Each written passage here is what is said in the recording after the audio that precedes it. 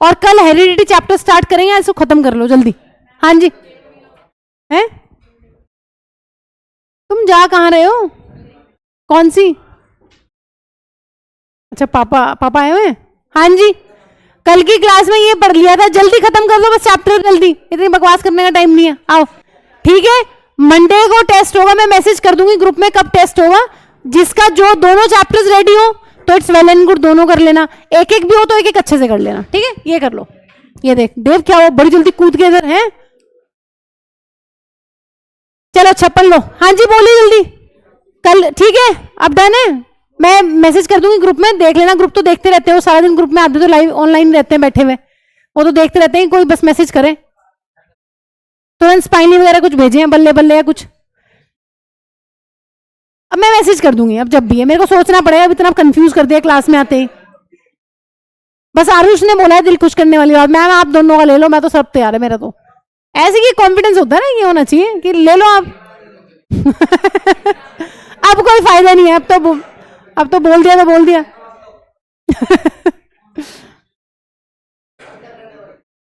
Monday में ले लो reproduction का। ये भी मूवी देखने जा रहे हैं क्या? चलो फिर ठीक है। दांत टूट गया कैसे? हाँ सर का भी टूट गया क्रिकेट खेलते टाइम एक बार, और मैंने तो अपना तोड़ लिया अमरूद खा खा के। मेरी भी एक कैविटी हो रखी है बहुत बड़ी। भाई से दांत सेफ रखो, दांत की बीमारी बहुत बुरी दिक्कत होती है, बहुत ज्यादा। आ जाओ चलो जल्दी। हाँ जी, बायोडिग्रेडेबल सब्सटेंसेस क्या होते हैं? बस जल्दी करो, 15-20 मिनट खत्म हो जाएगा। सुन लो, फिर बातें करेंगे। हाँ जी चलो। बायोडिग्रेडेबल सब्सटेंसेस क्या होते हैं? खत्म नहीं होने वाला, पढ़ लो। बायोडिग्रेडेबल सब्सटेंसेस मैम वो होते हैं जो एंजाइम्स की हेल्प से ब्रेक डाउन हो जाते हैं, टूट जाते हैं, ठीक है? या लिविंग ऑर्गेनिज्म जिनको तोड़ देते हैं। क्या नाम था उन लिविंग ऑर्गेनिज्म का? डिकम्पोजर्स या फिर सेप्रोफाइट्स कहते हैं उनको। फंगस या बैक्टीरिया ये सब है ना। बहुत सारे सब्सटेंसेस है जो इस कैटेगरी में आते हैं। तुम्हें पता है डेली लाइफ में जितना वेस्ट पेपर है, वुड है, कॉटन है, सीवेज है, वेजिटेबल के छिलके हैं, कपड़े हैं फटे पुराने, ये सब क्या है? ये सब मैम टूट जाते हैं। एम्प्टी कार्टन्स है और यूज्ड टी लीव्स और स्पॉइल्ड फूड है ना, बचा हुआ खाना जो होता है सब। वैसे इंडिया में इतने रूल्स एंड रेगुलेशन नहीं है, नहीं तो बाहरी कंट्रीज में तुम जाओगे ना, सड़कों पे भी तुम्हें अलग अलग डस्टबिन मिलते हैं, है ना? मेटल वेस्ट के लिए अलग डस्टबिन, केमिकल्स के लिए अलग डस्टबिन, ठीक है? और जो ऑर्गेनिक वेस्ट होता है उसके लिए अलग डस्टबिन होते हैं बड़े बड़े, ठीक है? कहीं भी जाओ फॉरेन कंट्री में कहीं भी, ठीक है? बस इंडिया में नहीं है। इंडिया में तो क्या घर से ही कूड़ा ऐसा मिक्स करके भेजते हैं कि वो वहां सेग्रीगेट करना मुश्किल हो जाता है, ठीक है? कुछ घर में एक चीज तो है जो हम सेपरेट करते हैं, जैसे न्यूज़पेपर। हाँ मुझे पता था ये सवाल आने वाला है, पता नहीं मेरा दिमाग रेडी था इस चीज के लिए। मैं कोई पूछेगा तो पाकिस्तान भी तो यहीं से गया निकल के, है ना? मुझे लग रहा था, पता नहीं क्यों मैं यहाँ खड़ी हुई ना, मुझे लग रहा था, मैंने किसी ने पूछा नहीं बात मुझसे। लेकिन वो हंगर इंडेक्स में हमसे आगे हैं, वहां भुखमरी कम है पाकिस्तान में। हाँ जो भी है भाई, इंडेक्स तो इंडेक्स है। तो तुम स्वीडन से कंपेयर करने लोगो, वो तो डेवलप्ड है, वो डेवलप्ड है इसलिए क्योंकि वहां जनसंख्या कम है। कुछ वो भी तो होता है ना बेटा। किसे? नहीं ऐसा नहीं है, बहुत चीजों में हमसे ठीक है। इंडिया से बेटर रिलेशंस हो रही है फॉरेन कंट्रीज के साथ पाकिस्तान की, इंडिया की खराब हो रही रिलेशंस, ठीक है? वो लेकिन अभी नहीं पता चलता, वो तुम बड़े हो जाओगे तुम्हें धीरे धीरे चीजें दिखेंगी कि अच्छा हम तो ऐसा सोच रहे थे। आओ है उनकी ज्यादा वो नहीं है, बट हमारी रिलेशन ज्यादा खराब हो रही है कुछ पिछले सालों में। आओ जल्दी। तो ये सारे इसमें याद कर लेना, याद करने वाली कोई बात ही नहीं। तुम्हें पता है कौन कौन से वेस्ट जो है वो डिग्रेडेबल है और कौन कौन से वेस्ट जो है नॉन डिग्रेडेबल है। प्लास्टिक, डिटर्जेंट्स, डाइज, ये 4th चैप्टर में पढ़ेंगे सोप्स एंड डिटर्जेंट्स वाले में, कि सोप जो है वो डिग्रेडेबल होते हैं, डिटर्जेंट जो है वो नॉन डिग्रेडेबल होते हैं। पेस्टिसाइड्स, हाँ जी पेस्टिसाइड्स कल पढ़ के गए हो तुम, क्या होता है पेस्टिसाइड की वजह से? बायोमैग्निफिकेशन। कौन बताएगा बायोमैग्निफिकेशन क्या था? हाँ जी हु विल टेल, बोलिए जल्दी। What is biomagnification? Biological magnification नाम की एक चीज पढ़ के गए थे, क्या होती है? अरे ऐसे लगा सांप ने काट लिया है, एक कोबरा दिख गया, सांप सूंघ गया। हाँ जल्दी बताओ। पढ़ तो ऐसे रहे थे कल जैसे सब अंदर जा रहा है बहुत ज्ञान, बोल कोई नहीं रहा है, बोलो जल्दी। हम अपने ज्ञान को बांटना नहीं चाह रहे मैम। हाँ जी क्या था? बायोमैग्निफिकेशन का मतलब होता है मैम कि जो पेस्टिसाइड या जो केमिकल है वो हर एक ट्रॉफिक लेवल पे उसका अमाउंट क्या है, बढ़ता चला जाता है। लोअर ट्रॉफिक लेवल पे कम होता है, फिर ज्यादा, फिर ज्यादा, फिर ज्यादा, फिर ज्यादा। तो बायो मैग्नीफाई होता रहता है, मैग्निफिकेशन होती रहती है किसकी? उस केमिकल की या उस पेस्टिसाइड की, जो भी है। ग्लास डीडीटी, ये पढ़ के गए थे कल तुम, डीडीटी ये इंसेक्टिसाइड होता है, ठीक है। मतलब ये सारे नॉन बायोडिग्रेडेबल हैं। तुमने देखा होगा नेचर में प्लास्टिक है, प्लास्टिक के ढेर लगे पड़े हैं हर जगह, है ना। प्लास्टिक डिग्रेड नहीं होती, क्यों नहीं होती? अब इसके बहुत सारे रीजन है कि क्यों नहीं होती। ये जितने कंपाउंड होते हैं ना, एक कॉन्सेप्ट होता है, 11th क्लास में पढ़ोगे फंक्शनल ग्रुप वाला। एक चीज पढ़ोगे फंक्शनल ग्रुप, अभी भी पढ़ोगे 4th चैप्टर में। इनके पास ना कोई फंक्शनल ग्रुप नहीं होता है। प्लास्टिक इतनी ज्यादा नॉन बायोडिग्रेडेबल इसलिए है क्योंकि उसके पास कोई स्पेसिफिक फंक्शनल ग्रुप नहीं है जिसको कोई फलाना फलाना एंजाइम आके तोड़ पाए। तो मतलब एंजाइम्स तोड़ने में इनसफिशिएंट होते हैं इनको, इसलिए नॉन बायोडिग्रेडेबल है। हर चीज को तोड़ने के लिए एंजाइम्स चाहिए, ठीक है। अब एंजाइम को तुम नहीं तोड़ पा रहे हो तो क्या है? हाँ जी क्या है? प्लास्टिक है, पॉलीथीन क्या है? पॉली इथाइलिन होता है वैसे इसका नाम, क्या है? इथीन ही है। CS2 डबल बॉन्ड CS2 पढ़ोगे 4th चैप्टर में। और पॉलीथीन ये होती है CS2 सिंगल बॉन्ड CS2, और बहुत सारे मॉलिक्यूल्स इस तरीके से जुड़े रहते हैं, ये है पॉलीथीन का फॉर्मूला। तो कोई फंक्शनल ग्रुप नहीं है जिसको तुम तोड़ पाओ, जिसको एंजाइम इजीली तोड़ पाए, इसलिए नॉन बायोडिग्रेडेबल नहीं है, ठीक है। तो ये कुछ कुछ सब्सटेंसेस तुम्हें पता होने चाहिए। तब आओ, ये क्वेश्चन बहुत इंपॉर्टेंट है, 2 मार्क्स में पूछते रहते हैं कभी कभी कि बताओ बायोडिग्रेडेबल सब्सटेंसेस का क्या इंपैक्ट है नेचर के ऊपर या एनवायरमेंट में। बताओ जरा, तुम्हें क्या लगता है क्या इंपैक्ट होगा? मैम जो बायोडिग्रेडेबल सब्सटेंसेस है जहां वो सड़ रहे होते हैं या वो डिकम्पोज हो रहे होते हैं, वहां बदबू बहुत होती है। तो पहला ड्रॉबैक तो यही है एनवायरमेंट का, क्या है? प्रोड्यूस फाउल और bad odour during decomposition process, during decomposition process. जहां डिकम्पोज हो रहे होते हैं वहां पर ये बदबू फैलाते हैं, पहली इंपॉर्टेंट चीज। दूसरी इंपॉर्टेंट चीज क्या है? जहां पर ये सड़ रहे होंगे मैम वहां ऑफ कोर्स क्या बन जाता है? ब्रीडिंग ग्राउंड बन जाता है बहुत सारे वैक्टर्स के लिए, ब्रीडिंग ग्राउंड फॉर वैक्टर्स। मच्छर मक्खी ये सब क्या होते हैं? ये सब पनप रहे होते हैं वहां पे, जो बहुत ज्यादा फीड कर रहे होते हैं गंदगी पे। तीसरी इंपॉर्टेंट चीज, हाँ जी, ये बहुत सारी गैसेस प्रोड्यूस होती हैं डिकम्पोजिशन के टाइम पर, या अगर तुम इस कूड़े को जलाते हो तो produce harmful gases which produces global warming.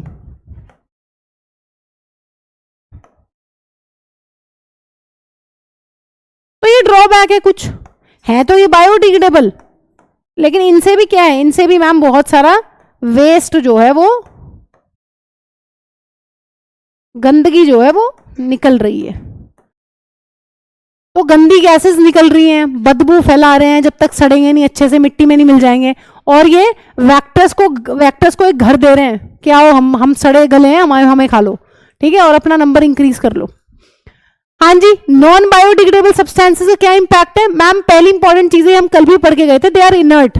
Inert का मतलब होता है non reactive.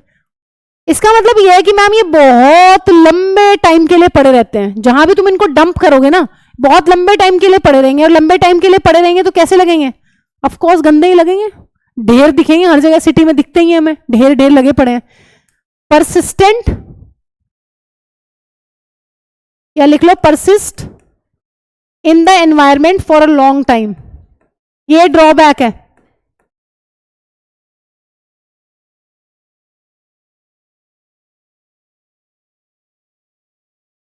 Soil pollution, air pollution, अलग अलग टाइप के पॉल्यूशन ये कॉज करते हैं। जलाओगे तो एयर पॉल्यूशन हो जाएगा, और सॉइल तो जो है वो पॉल्यूट हो ही रहा है। दूसरी इंपॉर्टेंट चीज, सॉइल की ना फर्टिलिटी भी डिक्रीज होती है। Decreases soil fertility. हाँ जी, कैसे बताना जरा, सॉइल की फर्टिलिटी कैसे डिक्रीज होगी? एक ऐसा वेस्ट जो इकट्ठा हो गया है, जो सड़ नहीं रहा है, क्या होगा उससे? ऑफ कोर्स मैम जो वहां का बैक्टीरिया होगा ना उस मिट्टी के अंदर, उनकी हेल्थ जो है वो इफेक्ट होगी। प्लास्टिक इकट्ठा हो गया है खाने के लिए कुछ मिल नहीं रहा है, मिट्टी में प्लास्टिक पड़ी हुई है, प्लास्टिक को तो बैक्टीरिया खा ही नहीं सकता है वो वाला, ना फंगस खा सकती है। इसका मतलब ऑफ कोर्स वहां के जो सॉइल में जो बैक्टीरिया वगैरह होंगे, अच्छे बैक्टीरिया, वो सारे मर जाएंगे। तो इस तरीके से सॉइल की फर्टिलिटी भी डिक्रीज होती है। नॉन बायोडिग्रेडेबल वेस्ट के इकट्ठा होने से। तुम दोनों कहां चले गए थे कल? मेरे को याद आया तुम्हें दोनों को देख के। ड्रेस लेने, तो नहर पे घूमने, और तुम कहां थे? तुम्हारे दोनों के पापा का भी फोन आया था, अभी आया था क्लास से पहले ही। हाँ जी, क्या जी? घर थे? अच्छा, घर बुलाया था। मैं कहीं तुम भी कहीं चले गए आज। क्यों बुलाया था घर?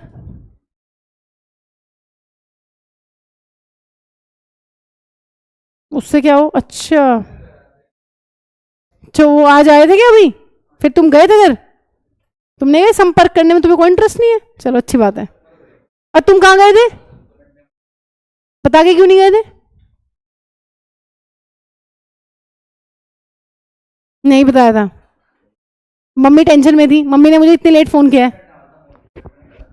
अच्छे काम क्या है करने में हम? अच्छे मम्मी तो बेचारी समझ ही जाएंगे। तुम लोग ना एक्चुअली लेके चलते हो मम्मियों को, टेकन फॉर ग्रांटेड। मम्मी तो समझ ही लेंगी, मेरा बेटा भी कल यही करेगा मेरे साथ, मुझे पता है। तो मैं तुमसे सीख ले रही हूँ कि भाई बच्चे कैसे बिहेव करते हैं। लड़की फिर भी पहले बता के जाएगी, भले वो बर्थडे में ना जाए, लेकिन बता के जाएगी मेरा बर्थडे में जा सकती हूँ मम्मी। और लड़के देख लेंगे, आके बता देंगे क्या ही दिक्कत है। मम्मी को लगा तुम दोनों वहां चले गए शॉपिंग करने, बेटा बता दिया करो। हाँ जी, तीसरा सबसे इम्पैक्ट बताओ, तीसरा कोई और इम्पैक्ट। एक अभी पढ़ के आए हो, पीछे ही भी लिखा है, क्या है? क्या कॉज करते हैं? Bio magnification. तो जो सड़ भी रहे हैं ना, वो सड़ते सड़ते बदबू छोड़ रहे हैं जहां सड़ रहे हैं। पहला गंदा इम्पैक्ट, यही ढेर लगा दो मेरे घर के बगल में, सब्जियों के छिलके सारे डाल दो, कितनी बदबू आएगी देखना, सड़ जाएगा। वो कूड़ा वाहन आता है, उसे दिया है कभी कूड़ा? कैसी बदबू आती है उसमें से? ये खुशबू आती है ना, गंदी आती है ना, देख लो। तो ऐसा ही हो जाता, अगर बायोडिग्रेडेबल वेस्ट भी कहीं इकट्ठा हो जाएगा तो वो वाली हालत हो जाएगी, बदबू एकदम। जलाओगे तो गंदी गंदी गैसेस निकलेंगी जो ग्लोबल वार्मिंग कॉज करती हैं। और ब्रीडिंग ग्राउंड तो है ही, मच्छर मक्खी सब पनपेंगे वहां बढ़िया तरीके से। प्लास्टिक के साथ या नॉन बायोडिग्रेडेबल सब्सटेंसेस की सीधी सी प्रॉब्लम है, जहां डालोगे डंप करोगे वहां पूरा ढेर बन जाएगा, लंबे टाइम के लिए हजारों हजारों साल तक पड़े रहते हैं, और सॉइल की फर्टिलिटी को डिक्रीज करते हैं। लिख लो क्यों। Reduces the number of bacteria present in the soil.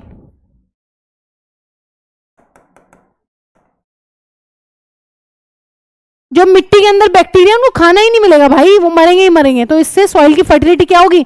Decrease हो जाएगी। और बायो मैग्निफिकेशन तो करते ही है। तुम्हें कुछ भी ना याद रही है तो तुम्हें याद रहेगा ही कि भाई ऐसा वेस्ट जो डिग्रेड नहीं हो रहा है, जिसपे एंजाइम्स काम नहीं कर रहे हैं, वो फूड चेन में बढ़ते बढ़ते बढ़ते हायर ट्रॉफिक लेवल पे सबसे ज्यादा हो जाता है। तो ये तो याद रहने वाली बात है।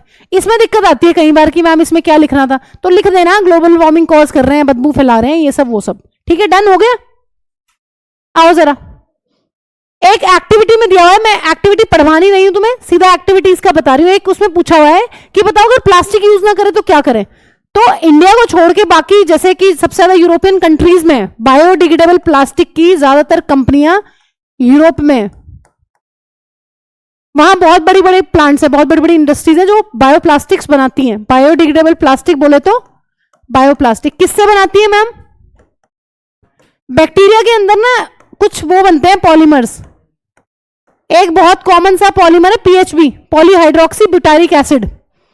ठीक है, इससे प्लास्टिक बनती है। और ये बैक्टीरिया के अंदर एक कंपाउंड होता है, तो ये ऑर्गेनिक कंपाउंड है सॉर्ट ऑफ, तो ये डिग्रेड हो जाती है इजीली। इंडिया में कोई प्लांट नहीं है, यूरोपियन कंट्रीज में है, तो ये इसकी भी परसेंटेज है। ऐसा नहीं कि फुल्ली डिग्रेडेबल है, इसमें भी कोई 90% डिग्रेडेबल है, कोई 95% डिग्रेडेबल है।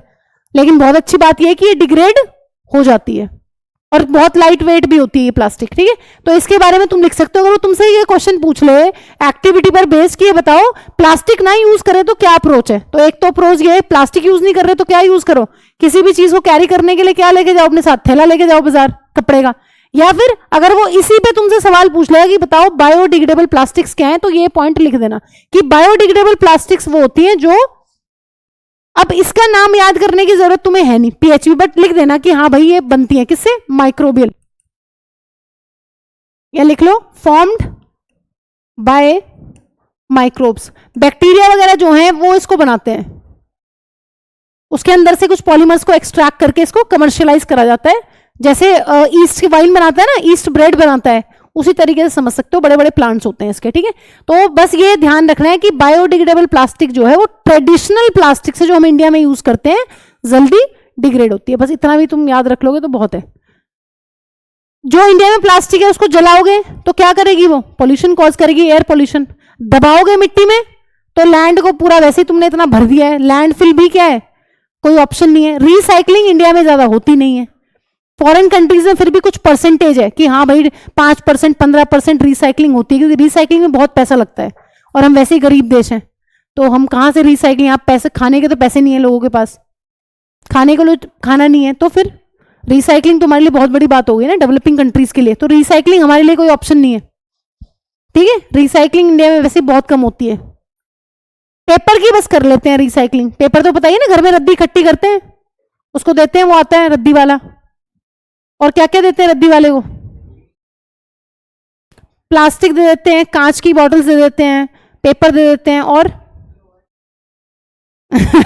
पूरा आइडिया है इसको, क्या बोलता है वो, लोहा टीन ले लो दे दो, ठीक है, ठीक है। तो वो सारी बातें हैं, मतलब काफी पीछे ही हैं हम लोग, बहुत आगे नहीं है, तो तुम्हारे हाथ में है भविष्य, क्या करोगे तुम, सरकारें तो कुछ करती नहीं है।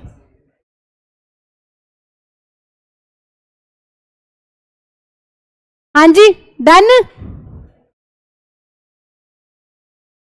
आओ जरा, मैनेज कैसे करें, मैनेज कैसे करा जाए, हाँ जी, गार्बेज को मैनेज कैसे करा जाए, वेस्ट को मैनेज कैसे करा जाए। एक तो घर के लेवल पे मैनेज हो सकता है, पहली इंपॉर्टेंट चीज है जो आप घर के लेवल पे कर सकते हो, जो अपने लेवल पे कर सकते हो। अब इंडिया में डस्टबिन तो है नहीं, डस्टबिन तो आपको एक आधा कहीं मिलेगा, वो भी पूरा भरा हुआ, उसमें से भी कूड़ा बाहर आ रहा होता है ना। इंडिया में तो बाहर नहीं कर सकते हो आप, लेकिन अपने घर लेवल पे कर सकते हो। क्या, सब्जियों के छिलके, फ्रूट्स के छिलके, जो वेस्ट है वेजिटेबल वाला, उसको आप एक डस्टबिन में कर सकते हो। रद्दी आप अलग करते हो, मेटल अलग करते हो, कांच अलग करते हो, वो सब कहाँ जाएगा, वो सब रद्दी वाला आके लेके जाएगा। तो आप एक सेपरेट डस्टबिन बना सकते हो उस कूड़े के लिए। जैसे मिट्टी हो गई, मिट्टी को क्या जरूरत है, मिट्टी को किसी प्लॉट में डाल दो, यही क्या जरूरत है उसको देने की कूड़े वाले को, है ना। लीव्स हैं जो खट्टी, वो सारी आप क्या कर सकते हो, आप अपने लेवल पे घर पे ही सेग्रीगेट कर सकते हो। घर में कोई ऐसा वेस्ट तो होता नहीं जो पॉइजनस हो या कैंसरस हो, या कोई होता है ऐसा वेस्ट, हाँ जी, घर में कोई ऐसा वेस्ट होता है जो पॉइजनस या कैंसरस हो, नहीं होता, लेकिन लैब्स में होता है। जब तुम किसी हैं कितनी लगता है, रोटी से नहीं मारते चूहे को, वो रोटी डाल देते हैं ना उसमें शायद, कैसे मारते हो चूहे को, चूहे को क्यों मारते हो तुम, क्यों नहीं मरता यार, मरता है, मरता है, हाँ जी। ये देखना, ये लगी साजिश बना रहे कुछ, क्या चल रहा है। तो कूड़े को आप घर के लेवल पे अपना सेपरेट कर सकते हो, ठीक है। और फिर क्या कर सकते हो, उसे खाद भी आप बना सकते हो घर में। जितना वेजिटेबल वेस्ट है, किस किस के घर में बनाते हो खाद, वेजिटेबल के कूड़े से किस किस के घर में खाद बना लेते हो, बकेट में रख के उसको, हाँ जी। एक बकेट में डालो और एक पैकेट आता है शायद, वो कुछ मम्मी मेरे डालते हैं, उससे वो क्या होता है, डिकम्पोज हो जाता है। फिर उसको आप क्या करो, गमलों में डाल दो, हल्का सा स्प्रे कर दो, ऐसे स्प्रिंकल कर दो थोड़ा थोड़ा। करता है कोई घर में, नहीं करते, इतने अच्छे काम नहीं हम करते मैम, ठीक है। आओ जरा, ये भाई ने कुछ नहीं पढ़ना, खत्म कर लो, आओ। कैसे कैसे मैनेज होता है, क्या स्टेप्स हैं, हाँ जी। पहला स्टेप है वेस्ट कलेक्शन, घरों से या कहीं से भी वेस्ट कलेक्ट करो। देखो जब लैब्स में जाओगे, कहीं काम करने रिसर्च में जाओगे, तो लैब्स में बहुत प्रोटोकॉल्स होते हैं, वहां तुम क्या है ये, वहां पर बहुत प्रोटोकॉल्स फॉलो करने होते हैं, ठीक है। वहां कैंसरस मटेरियल भी यूज होता है, जैसे इथिडियम ब्रोमाइड एक डाई है, जब मैंने पीएचडी करी अपनी, तो डीएनए को आइसोलेट करने के लिए एक डाई होती है, उसका वेस्ट आप ऐसे ही नहीं कहीं भी नहीं फेंक सकते, आपको प्रॉपर प्रोटोकॉल्स फॉलो करने होते हैं, ग्लव्स पहनना होता है, पूरा कोट पहनना होता है, मास्क पहनना होता है, सब कुछ पहन के आपको लैब में काम करना होता है। उसको आप ये भी नहीं कि उस वाले कूड़े को आपने उठा के किसी भी डस्टबिन में फेंक दिया, नहीं, केस हो जाता है, पता है आपको। सीसीटीवी लगे होते हैं लैब्स में, आप पे पूरी वॉच होती है कि आप क्या काम कर रहे हो। एक बार मेरे एक सर थे, मतलब बायोटेक्नोलॉजी के हेड थे जब हमारी यूनिवर्सिटी में, जब मैंने पीएचडी करी है, तो वो यूएस से अपनी पीएचडी करके आए थे सर। उन्होंने सिर्फ कितना स्टेप लिया था, मतलब बाहर की कंट्रीज इतना सतर्क रहती है इन चीजों को लेके, हमें ऐसे लगता है क्या है, डाई तो है, फेंक दो कहीं भी डस्टबिन में, वैसे तो जो अच्छी लैब्स में तो पूरा प्रोटोकॉल फॉलो होता है। तो उन्होंने क्या किया था, अपनी शेल्फ पे काम कर रहे थे वो, और सर ने जस्ट शेल्फ के नीचे ही डस्टबिन होती है, नीचे डालना होता है कूड़ा, उन्होंने क्या किया, थोड़ा सा डिस्टेंस वॉक करके और दूसरे नॉर्मल वाइट डस्टबिन कूड़ा डाल दिया, तुरंत सायरन बज गए थे वहां लैब में। सर बताते हैं कि वहां यूएस की जो लैब्स हैं इतनी मतलब बेटर होती है इंडिया की लैब से, कि सायरन बज गए तुरंत वहां वो आ गए वॉचमैन वगैरह सब, और सर को पकड़ लिया वहीं। सर उस टाइम शायद मेरे ख्याल से पोस्ट डॉक कर रहे थे वहां यूएस में अपनी किसी कॉलेज में। फिर सर ने बताया कि मतलब वहां इतना सीरियसली लिया जाता है कि यार डस्टबिन में कूड़ा ही तो डाला है, क्या हो गया, कैंसर ही तो कॉज कर रहा है, क्या हो गया। लेकिन हम इंडिया में इतना सीरियसली लेते, बाहरी कंट्रीज में हर चीज बहुत सीरियसली होती है, रिसर्च में स्पेशली। आओ जरा। हाँ जी, पहली इंपॉर्टेंट चीज है वेस्ट का कलेक्शन। दूसरी इंपॉर्टेंट चीज है उसको ट्रांसपोर्ट करना एक प्रॉपर जगह पे। ये नहीं कि कुछ कुछ लोग हैं जो कूड़े के पैसे नहीं देते, वो क्या करते हैं, पड़ोस वाले प्लॉट में फेंक देते हैं कूड़ा, तो वो नहीं करना। कलेक्शन ऑफ वेस्ट करो, ट्रांसपोर्ट करो, ट्रक ट्रैक्टर जैसे भी ट्रांसपोर्ट होता है, जैसे वैन आती है, कूड़ा वाहन आता है हमारी गली में तो। और तीसरी इंपॉर्टेंट चीज है उसको डिस्पोज करना।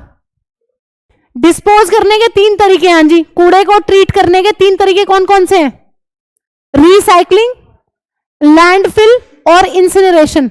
ध्यान से सुनो, इंसिनरेशन में क्या करते हैं, बहुत बड़ी बड़ी मशीन्स होती हैं जिनको कहते हैं इंसिनरेटर्स।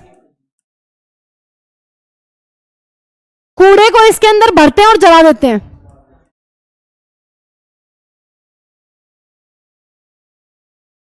तो जलाना कोई समाधान नहीं है, जलाओगे गैसेस निकलेंगी, ग्लोबल वार्मिंग होगी। हाँ जी, लैंडफिल का क्या मतलब है, लैंडफिल का मतलब है गड्ढे खोदो, उसके अंदर वेस्ट को डंप कर दो और मिट्टी से ढक दो। लेकिन हमने ऑलरेडी इतना वेस्ट प्रोड्यूस कर लिया है कि कितना ढकोगे यार, कितना गड्ढे खोदे, कितना मिट्टी के अंदर डालोगे, नहीं। अब क्या है, ढेर बन गए हैं। लैंड फिलिंग भी कोई अच्छा ऑप्शन नहीं है इंडिया में, ढेर बनते जा रहे हैं कूड़े के, कितना गड्ढे खोद खोद के डालोगे यार, गड्ढे भर चुके हैं सारे, इतना वेस्ट है। ठीक है, तीसरी इंपॉर्टेंट चीज रिसाइकलिंग। पैसे ही नहीं हमारे पास, बहुत कम रिसाइकलिंग हम इंडिया में कर पाते हैं, अगर इंडिया की बात करें, क्योंकि इंडिया के एस्पेक्ट में चैप्टर को पढ़ रहे हैं। तो ये कुछ बेसिक से स्टेप है कैसे मैनेज करें, तो घर के लेवल पे मैनेज कर लो। जो सब्जियों का कूड़ा है उसको अलग करके तुम अपने जो तुम्हारे पॉट्स है घर में, फ्लावरिंग प्लांट्स है, ऑर्नामेंटल जो तुमने लगा रखे हैं, उसमें डाल दो, बस इतना तुम कर सकते हो। गाय भैंसों को डाल दो, छिलके विलके ये सब। और ट्रांसपोर्टेशन और डिस्पोज करना इंडिया में बहुत भारी पड़ रहा है। अपने लेवल पे एक चीज कर सकते हो कि प्लास्टिक को कम से कम यूज करो, जितना अवॉइड कर सकते हो उतना करो, घर से थैला लेके जाओ अपना। एक चीज बता रही हूं, अगर ऐसा क्वेश्चन आ जाए कि अपने लेवल पर कैसे मैनेज करें, तो आप एक टेक्निक लिख सकते हो 5R। ठीक है, ये नोट कर लो फटाफट पहले, फिर मैं तुम्हें 5R के बारे में बता देती हूं।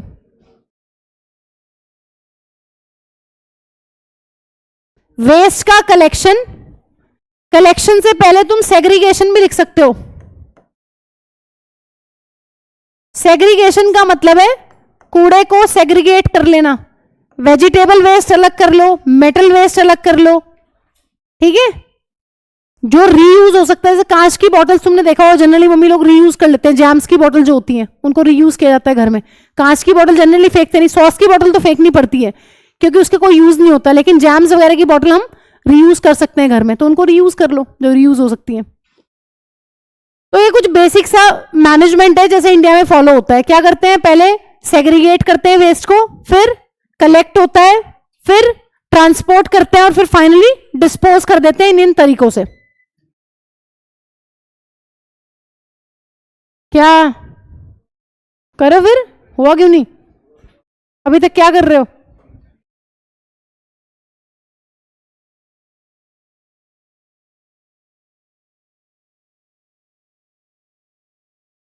क्या कर रहा है ये?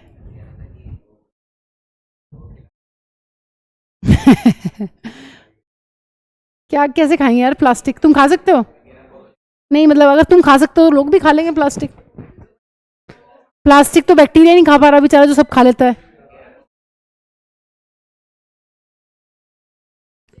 ऐसे तो बहुत मिले हैं, ऐसे तो मैंने ढूंढे हैं 6 बैक्टीरिया जो प्लास्टिक खा लेते हैं, लेकिन बेटा वो उनकी परसेंटेज भी तो देखनी पड़ेगी।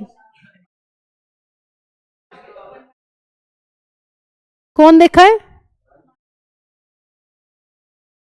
ऐसे तो मेरा बेटा भी लिख के आया पेपर में। मेरे बेटे से पूछा था वैल्यू एजुकेशन के पेपर में कि 2 गुड हैबिट्स और 2 बैड हैबिट्स लिखो। गुड हैबिट में लिखी है उसने क्या कि I do typing on desktop, I solve maths problem, ऐसा कुछ लिख के आया। और बैड हैबिट्स में लिख के आया है कि I take mobile when guest come to my house, ये लिख के आया एक तो। और दूसरी बैड हैबिट लिखी है ईट प्लास्टिक समटाइम्स, वो पेन ऐसे लेके करते रहते हैं ना बच्चे, पेंसिल खाता रहता है। तो मेरे घर में भी एक प्लास्टिक खाने वाला, तुमने कौन ढूंढा है स्कूल में? प्लास्टिक खा लेती है? चबा तो मेरा बेटा भी लेता है, खाने की बात हो रही है कि पूरा डिग्रेड कर दे। देखो इसमें ना रिसर्च चलती रहती है, तुम अभी बड़े हो जाओगे, तुम रिसर्च में जाओगे तो तुम्हें पता चलेगा। है HCN, ये तो खास बात है, नहीं तो एसिड डाल डाल के भेजते फिर, और क्या घर से नहीं कर पाता ना बेटा। उसका जो बेस है वो तो रहेगा, वो परसिस्ट करेगा नेचर में ऑलवेज। हाँ जी आओ। ऐसे होते हैं इंसिनरेशन की साइट्स कि कूड़े को कुछ मशीन में भरते हैं, जलाते हैं और धुआं उड़ा देते हैं, तो इससे क्या होगा? Global warming. ये देखो ये तुम्हारी लैंडफिल साइट है, कहाँ लैंडफिल हो रहा है? लैंडफिल का मतलब है गड्ढा खोद के अंदर डालना। इतने गड्ढे खोद के अंदर डाल दिया कि ये चल रहा है। ये एक ऑप्शन ये है। अब 5 R लिखो जरा, अगर तुम कहीं फंस जाओ तो ये लिख देना।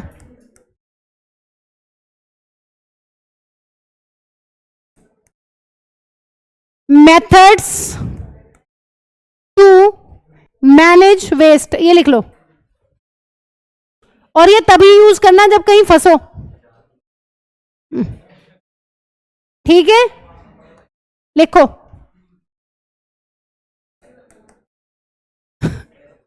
हाँ जी, methods to manage waste 5R लिखो। 5R में क्या है? पहले 3R हुआ करते थे, फिर 5R क्या है, लेकिन उनका मतलब ऑलमोस्ट वही है। लिखो रीयूज, रीसाइकल, और क्या था? रिड्यूस, रीपर्पस, और एक कौन सा आ रहा है? रीयूज, रिड्यूस, रीसाइकल, रीपर्पस, एक और है, क्या है? किसी को याद आ रहा है? तो तुम्हें पता ही नहीं होगा। तुम 3R भी लिख सकते हो, मैं सोच रही हूँ, मेरे को याद आ गया तो मैं बता दूंगी। हाँ रिफ्यूज। अब इनके मतलब समझ लो क्या मतलब है। हाँ जी सुनो, रीयूज का मतलब है कि किसी चीज को आप रीयूज कर लो। मतलब रीयूज का क्या मतलब है कि भाई आपकी चप्पल अभी, कपड़े भी ठीक है, जरूरी नहीं उन्हें फेंकने की, उन्हें आप यूज करो, करते रहो यूज, जब तक वो क्या ना हो जाए, जब तक पूरे खराब ना हो जाए। बहुत लोग को आदत होती है ना, नई नई चीजें खरीदो, पुरानी फेंकते रहो फेंकते रहो। रिसाइकल का क्या मतलब है? रिसाइकलिंग अगर हो सके चीजों की तो रिसाइकल कर लो, वो तुम्हारा काम नहीं है, वो तो इंडस्ट्रियल लेवल पे होगा। हाँ जी, ये आप खुद नहीं कर सकते हो। आप बस सब्जियों के कूड़े को रिसाइकल कर सकते हो कि उसको बार बार खाद की तरह यूज करें। रिड्यूस का क्या मतलब है? रिड्यूस का क्या मतलब है? कम। कम मतलब अगर एक चीज की जरूरत है तो एक ही लो, ये नहीं कि 10 खरीद लिए। रीपर्पस, काम दूसरे काम के लिए यूज कर लो। जैसे तुमने देखा होगा रीपर्पस में क्या है, ये देखा है ना, प्लास्टिक की बॉटल्स हर जगह टंगी रहती हैं, किसी किसी बिल्डिंग पे उनमें गमले बना दिए अब, और फिर उनकी हालत कितनी गंदी चल रही है आजकल, देखी होगी तुमने लगे हुए। पहले पूरी दीवार पे लगाएंगे, हरियाली बनाएंगे, और फिर गंदगी मस्ती उनमें, मतलब ये इंडिया का हाल है। लेकिन रीपर्पस में ये आता है कि दूसरे पर्पस के लिए यूज कर लो, किसी और पर्पस के लिए आप क्या कर सकते हो, उस चीज को यूज कर सकते हो। जैसे कि प्लास्टिक बॉटल्स, तो प्लास्टिक की बॉटल्स को हम क्या कर सकते हैं, दूसरी चीजों के लिए यूज कर लेते हैं। रिफ्यूज, अगर जरूरत नहीं है, बाजार गए हो, प्लास्टिक पॉलिथीन की जरूरत नहीं है, प्लास्टिक बैग की, तो से नो, रिफ्यूज कर दो कि भाई नहीं चाहिए, मैं अपना झोला लेके आया हूं, मेरे झोले में डाल दो सारा सामान, ठीक है, मैं अपना थैला लेके चला हूं घर से। हाँ, से नो टू पार्थ एंड से नो टू प्लास्टिक्स और एक्स्ट्रा थिंग्स। हाँ जी लिखो जल्दी फटाफट। अगर कहीं फंस जाओ, एज पर आरुष अगर पुलिस पकड़ ले तो 5R बता देना उसको, लिखो जल्दी। रीयूज, रिसाइकल, रीपर्पस, रिड्यूस और रीफ्यूज। लिखो जल्दी ना, बस और कुछ क्या नहीं, और है चैप्टर आगे।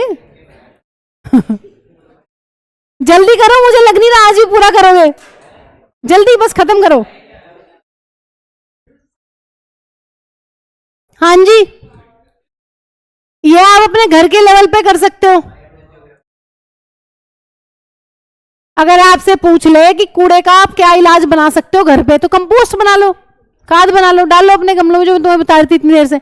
एक गड्ढा बनाओ मिट्टी का, उसमें सारा कूड़ा डालो, 15-20 दिन बाद ये डिग्रेड हो जाएगा, इसको गमलों में डाल लो, तो कंपोस्ट बनाने के काम आ सकता है। Next, last. हाँ जी, सीवेज ट्रीटमेंट। आओ जरा देखो, सीवेज का क्या होता है। जो घर से सीवेज निकलता है, मैम उसको क्या सीधा रिवर्स में डंप कर देते हैं? क्या करते हैं भाई, रिवर्स में डायरेक्ट नहीं डाल सकते। क्यों? क्योंकि सीवेज में बहुत सारे हार्मफुल बैक्टीरिया होते हैं, बहुत सारे। अगर गलती से कंटामिनेटेड फूड या कंटामिनेटेड वाटर से ही बैक्टीरिया आपके अंदर घुस गए, तो आप मर भी सकते हो, मर जाते हैं बहुत सारे लोग कंटामिनेशन से। जब भी जिनके पास नहीं फैसिलिटी, अच्छा पानी, अच्छी सब कुछ सुविधाएं हैं, तो गंदा पानी पीने से हो जाती है डेथ। सीवेज की ट्रीटमेंट के दो मेथड्स होते हैं, ब्रॉड मेथड्स। एक को कहते हैं प्राइमरी ट्रीटमेंट और एक को सेकेंडरी। प्राइमरी ट्रीटमेंट का नाम होता है फिजिकल ट्रीटमेंट, मतलब इसमें कोई बैक्टीरिया वगैरह यूज नहीं करते हैं, इसमें फिजिकल मेथड्स को यूज किया जाता है।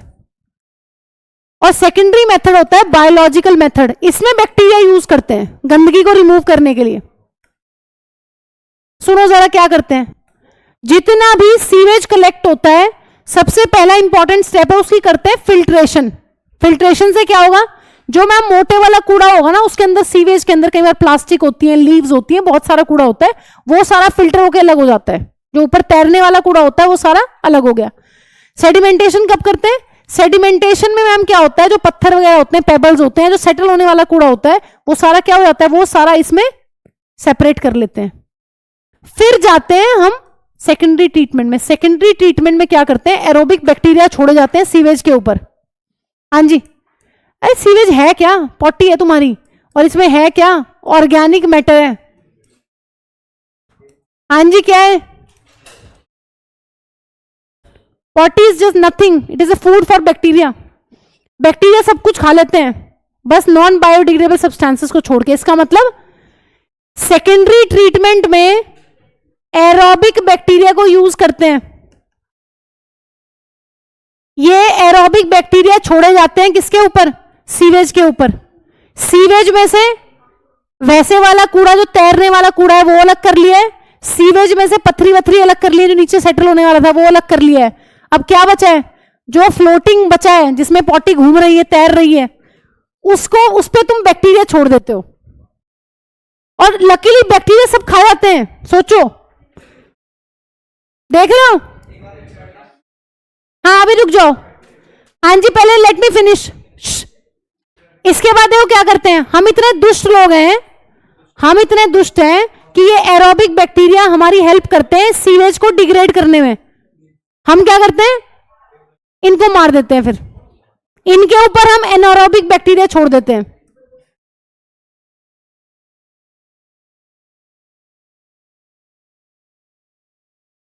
और फाइनली तुम्हें बायोगैस मिल जाती है।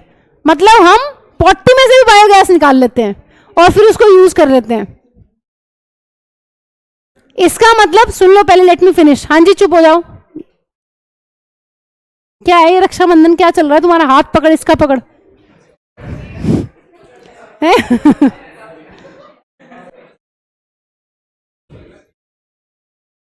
एक आधा क्लास से बाहर जाएगा क्या?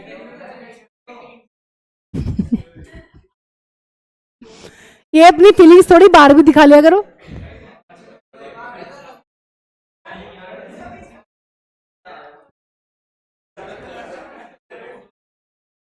हाँ जी पढ़ ले, खत्म कर लो, मैं तुम्हें जाने नहीं दूंगा इसको खत्म करे बिना, चाहे तुम आधा घंटा। इसको लिख लो, लिखो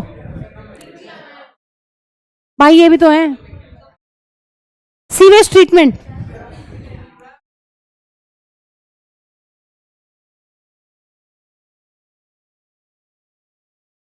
और कल हेरिडिटी स्टार्ट करेंगे।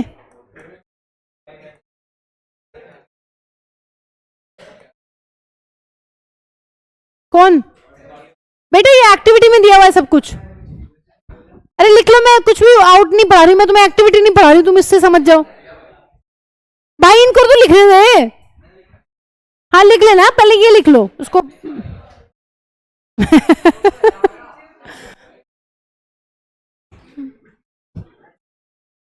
छूट रहे तो कोई बात नहीं।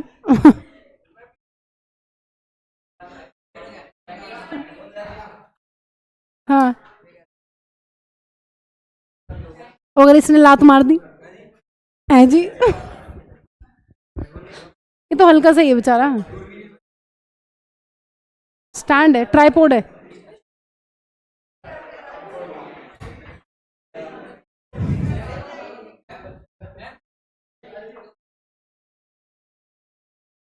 कर दो, लो तुम ही चला लो, मैं उधर वाला बंद कर देती हूँ। हाँ जी, सीवेज को डायरेक्टली आप वाटर बॉडीज में नहीं डाल सकते हो, आपको क्या करना पड़ेगा? उसको ट्रीट करना पड़ेगा। पहले उसमें से फ्लोटिंग डेब्रिस अलग करना पड़ेगा। फिल्ट्रेशन से क्या करते हैं? फिल्ट्रेशन से मैम फ्लोटिंग डेब्रिस अलग करते हैं, जो तैरने वाला कूड़ा होता है उसको अलग कर देते हैं। सेडिमेंटेशन से पेबल्स वगैरह, स्टोन्स वगैरह अलग कर देते हैं। और फिर जो चीज बचती है ना, जो सॉल्यूशन सा बचता है, उसको वैसे इफ्लुएंट कहते हैं, उसको फिर इसमें पास कर देते हैं सेकेंडरी ट्रीटमेंट में। सेकेंडरी ट्रीटमेंट के टैंक के अंदर पहले एरोबिक बैक्टीरिया डालते हैं और फिर फाइनली एरोबिक बैक्टीरिया के ऊपर एनारोबिक बैक्टीरिया छोड़ देते हैं। ये इनको खा जाते हैं और फिर बायोगैस बना देते हैं बाकी कूड़े से सब कुछ। इसका मतलब जो सीवेज है ना, वो टोटली डिकम्पोज हो जाता है और जो पानी बचता है उस पानी को रिवर्स वगैरह में रिलीज कर देते हैं। तो ये एसटीपीज का काम होता है। सीवेज ट्रीटमेंट प्लांट पे ये सारी ट्रीटमेंट चलती है, ऐसे दिखते हैं। रुड़की में भी देखा होगा तुमने, उधर नहर पे है ना, एसटीपी है ये। पता नहीं है, मुझे डायरेक्शंस की प्रॉब्लम है। हाँ जी, एसटीपीज कहते हैं। चलो चले, हाँ जी कर लो पूरा। चले आज तुम्हारे घर, चलो मम्मी कल बुला भी रहे थे। चलो चल रहे होगे सारे आज आरुष और विभोर के घर? चलो सब तैयार है। और लेके कैसे जाओगे? ट्रैक्टर ट्राली तो लाओ या ट्रक लाओ।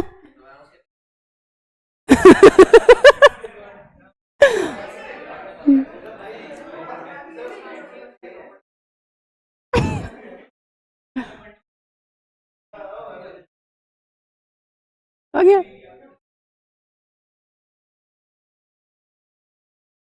ये लिख लेना, सीवेज ट्रीटमेंट आएगा तो बता देना कैसे।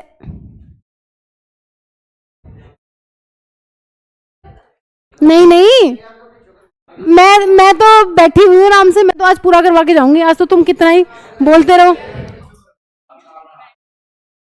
हो गया? लिख लो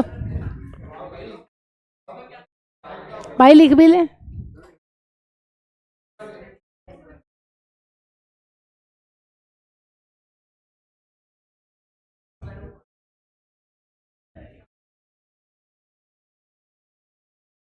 आओ जरा लास्ट टॉपिक। हाँ जी लास्ट, वेरी लास्ट, सच्ची में लास्ट, असली वाला क्वेश्चन ये आता है तुम्हें कि बताओ ट्रेन्स में कौन से डिस्पोजेबल कप आप प्रिफर करोगे कि यूज हो? आपकी अपनी राय क्या है? पहली इंपॉर्टेंट चीज, 3 ऑप्शंस देगा वो। डिस्पोजेबल प्लास्टिक कप्स देगा वो, कुल्लर्स देगा, और या वो देगा डिस्पोजेबल पेपर कप्स। तो इसको तो तुम वही हटा दो ऑप्शन में से। क्यों? क्योंकि ये क्या है? नॉन बायोडिग्रेडेबल है। तो ये तो मैम लिस्ट में से ही बाहर हो जाएंगे। अब इन दोनों का बताओ क्या प्रॉब्लम है, तुम्हें बेस्ट कौन सा लगता है? एनसीईआरटी ने तुम्हारे ऊपर ही छोड़ दिया है। हाँ जी, हाँ तो तुम्हारी मर्जी, लिखोगे क्या वही तो पूछना चाह रही हूँ। ये किससे बनता है? मिट्टी से। ये पेपर से। वो तुम्हारे ऊपर छोड़ दिया एनसीईआरटी ने कि जो तुम्हें बेस्ट लगे अपनी वो लिख के और बता दो। ठीक है, इसके लिए मिट्टी, इसके लिए क्या चाहिए? पेपर। इसके लिए क्या करने पड़ेंगे? पेड़ काटने पड़ेंगे। ठीक है, पेड़ काटेंगे, पेड़ और लगा देंगे, कोई दिक्कत नहीं है ना। इसके लिए क्या करोगे? लेकिन कूलर बनाने के लिए तुम्हें क्या चाहिए? मैम सबसे जो टॉप मोस्ट लेयर होती है ना सॉइल की, वो निकालनी पड़ती है। Top most layer of soil, जो मिट्टी की सबसे ऊपर वाली लेयर है जिसपे प्लांट्स ग्रो करते हैं, जिसपे प्लांट्स रहते हैं, बहुत सारे grow grow grow, grass grass, पूरा प्लांट्स प्लांट्स सब रहते हैं, उसको तुमने उखाड़ दिया है कुल्लर्स को बनाने के लिए। इसका मतलब इससे क्या नुकसान होगा? क्या नुकसान होगा मैम? इससे तो पूरे एरिया की वेजिटेशन पे फर्क पड़ेगा।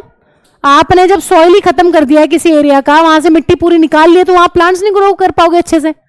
इसका मतलब ये दोनों ऑप्शन यूज कर सकते हैं, बट आप अपने हिसाब से पेपर में लिख देना कि इसमें मिट्टी हटानी पड़ रही है, टॉप मोस्ट लेयर हटानी पड़ रही है हमें सॉइल की, और इसमें हमें डिफॉरेस्टेशन ज्यादा करनी पड़ रही है। तो इसमें तुम कर देना कंपनसेट कि हम पेड़ और लगा देंगे, लेकिन इसका क्या करोगे? ठीक है, इसको लिख लो एक बार। हाँ जी, पहले ये वाला लिख लो, ये लिखो फटाफट कि disposable plastic cups are non biodegradable. तो ये तो हमारी लिस्ट से पहले ही बाहर है, लिखो जल्दी इसको। और फिर ये लिख लो, फिर आंसर तुम्हारे ऊपर है। क्या बेटा? ये लिखी हुई है हेडिंग, ये लिखे हुए 3 ऑप्शन। हाँ लिखो। बनाने नहीं है, कप नहीं बनाने। कभी कप और गिलास कटोरी बनाने बैठ गए यहां, करो। लिखना है जो लिखा हुआ है। हाँ जी लिखो, डिस्पोजेबल कप्स इन ट्रेन। 3 ऑप्शन है तुम्हारे पास, डिस्पोजेबल प्लास्टिक कप, कुल्लर्स और डिस्पोजेबल पेपर कप्स। पहला ऑप्शन तो हमने डिस्कार्ड कर दिया है क्योंकि मैम वो नॉन बायोडिग्रेडेबल है। वही सारी प्रॉब्लम्स हैं, बायोमैग्निफिकेशन की प्रॉब्लम है, वही एनवायरनमेंट में परसिस्ट करते हैं बहुत लंबे टाइम के लिए, सॉइल की फर्टिलिटी को क्या करते हैं? डिक्रीज करते हैं। तो ये तो हमने हटाई दिया ऑप्शन में से क्योंकि दीज आर नॉन बायोडिग्रेडेबल। अब उन दोनों ऑप्शन में से तुम देख लो कौन सा तुम्हें अच्छा लग रहा है। हाँ जी लिख लिए तीनों।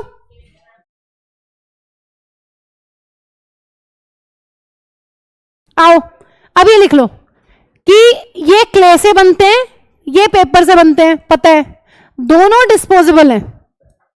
ठीक है, और बायोडिग्रेडेबल भी हैं, मिट्टी में तो मिल ही जाएंगे। लेकिन इसके लिए क्या करना पड़ेगा? Large scale production will lead to loss of fertile top soil. जो मिट्टी की सबसे ऊपर टॉप लेयर है सॉइल की, वो हट जाएगी, वो हो जाएगी। इसका मतलब डिफिकल्टी आएगी प्लांट्स को क्या करने में? ग्रो करने में।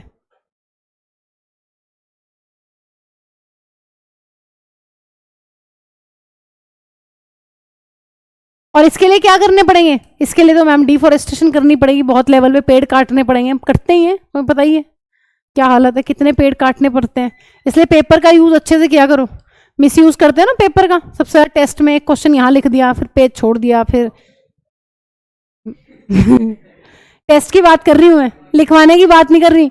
टेस्ट में एक क्वेश्चन लिखेंगे फिर जगह छोड़ देंगे, फिर दूसरा क्वेश्चन लिखोगे फिर जगह छोड़ दोगे। तो ऐसे मत क्या करो, उसको भरा करो, यूज किया करो जगह को। ठीक है, पढ़ा करो कुछ।